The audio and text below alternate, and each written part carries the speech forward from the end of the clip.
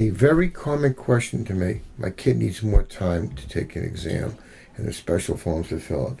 Yet you look at the chart, until the kid needed it, there's nothing along the way.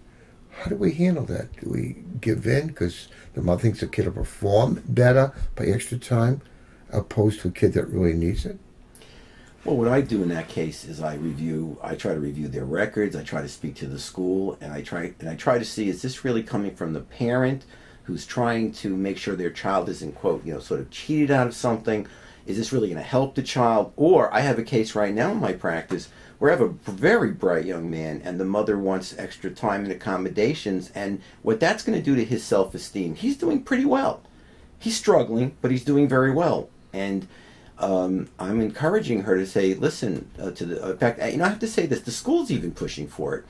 And with this particular kid, he's a very sensitive kid, overly sensitive kid, very much aware of how he doesn't quite fit in with the rest. And my feeling is, if it ain't broke, don't fix it. Let's see. When he wants the extra time, then I'd be willing to consider it. Are there any conditions where you say you do need extra time? When a child has severe attention deficit disorder, and I often will test that child, and I will see their recall, their concentration, their focus. There are areas when you have attention deficit that are not going to be as much of a problem, like some of your language skills, your vocabulary, things like that. But your working memory, when you're working with math and different things, and when I see a kid has a real deficiency there, yes, that kid needs to do a math test, they need some extra time.